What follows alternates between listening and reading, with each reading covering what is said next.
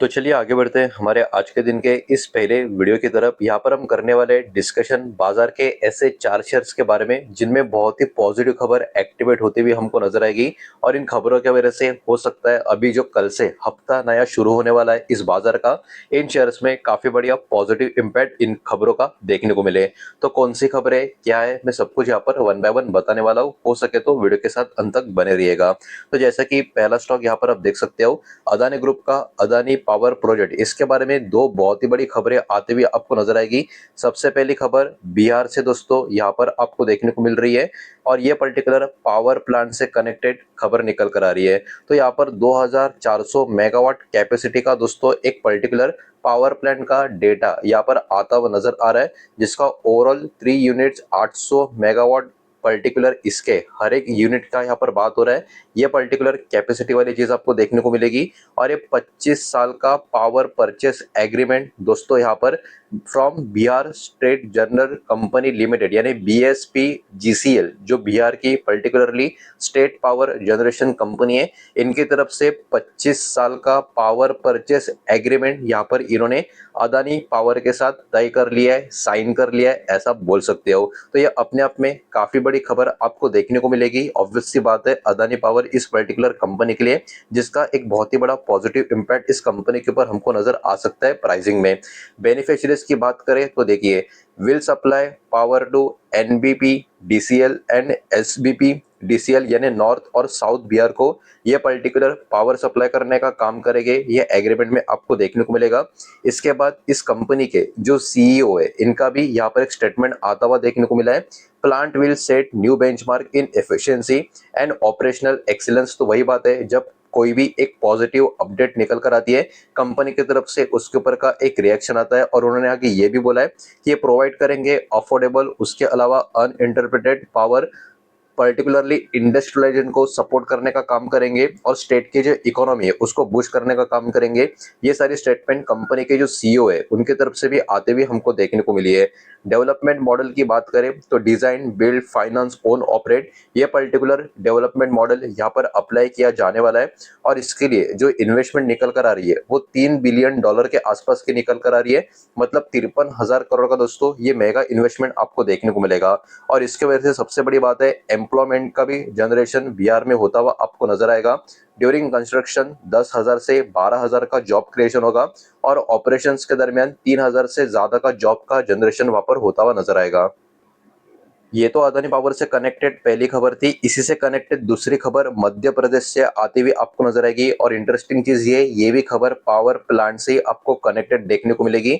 और यहाँ पर आप देख सकते हो 800 मेगावाट कैपेसिटी वाले अल्ट्रा लेवल के जो थर्मल पावर प्रोजेक्ट प्लांट है, इसके बारे में दोस्तों एक बहुत ही बड़ा अवार्ड यानी एक पर्टिकुलर कॉन्ट्रैक्ट यहाँ पर साइन होता हुआ नजर आएगा। तो ये पर्टिकुलर अवार्ड या कॉन्ट्रैक्ट जो मिला है वो मध्य प्रदेश का जो पावर मैनेजमेंट कंपनी है इनकी तरफ से ये मिलता हुआ आपको नजर आएगा। और इसमें भी डेवलपमेंट मॉडल आप देख सकते हो, DBFO मॉडल आपको देखने को मिलेगा। और इसमें फ्यूल सप्लाई की बात करें अंडर शक्ति पॉलिसी कोल लिंकेज, ये पर्टिकुलर फ्यूल सप्लाई का कनेक्शन आपको देखने को मिलेगा।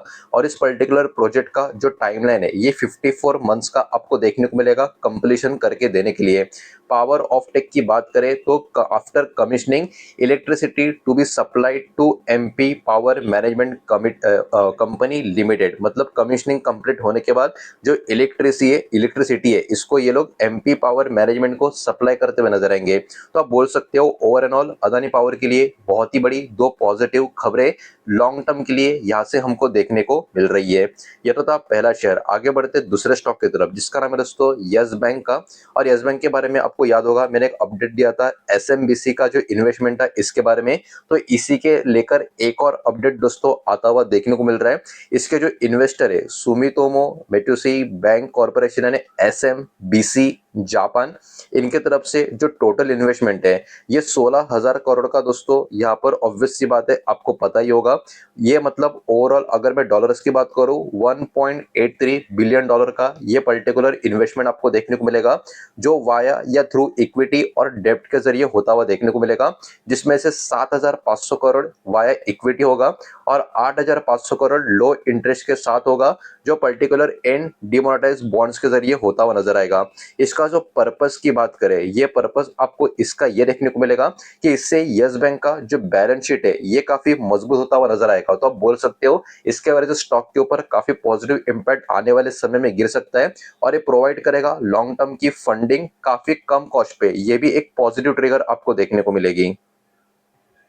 तो इससे इतना तो आपको समझ में आता होगा, अगर आप इस कंपनी के या बैंक के शेयर होल्डर हो तो ये लॉन्ग टर्म के लिए एक पॉजिटिव खबर मानी जाएगी। इतना ही नहीं, आरबीआई का अप्रूवल भी यहाँ पर इनके लिए आ चुका है। एसएमबीसी को अलाउड किया गया है एक्वायर करने के लिए लगभग 25% का स्टेक यस बैंक में। ये इतना खबर डेफिनेटली आप सबको पता होगा, बिकॉज मैंने खुद ने कवर कुछ दिनों पहले जब आया था आपके सामने कवर किया था। लेकिन इसमें एक और एडिशन ये है कि एक सेपरेट डील होता हुआ आपको नजर आएगा, जिसमें एसएमबीसी और पे करेगी 13,500 करोड़, और ये जो पहले डील हुआ था उससे अलग है, इस बात को याद रखना।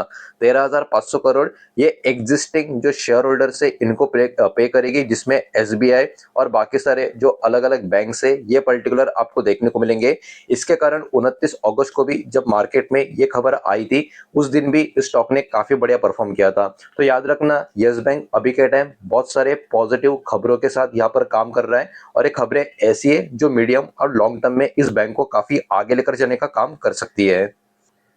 तो आगे बढ़ते हैं, बचे हुए शेयर्स भी देख लेते हैं, लेकिन आगे बढ़ने से पहले एक रिक्वेस्ट है कि इस वीडियो को लाइक कर देना, इस वीडियो को शेयर कर देना। पहली बार चैनल पे आ चुके हो तो चैनल को भी सब्सक्राइब जरूर कर देना। नेक्स्ट अगर दोस्तों एसएमआईएल मतलब समवर्धना मदरसन के बारे में बात कर रहे हैं। समवर्धना वायरिंग अलग स्टॉक है, इस बात को आप याद रखना। तो यहाँ पर हम समवर्धना मदरसन के बारे में बात करने वाले हैं। तो देखिए यहाँ पर काफी इंटरेस्टिंग चीज आपको देखने को मिलेगी।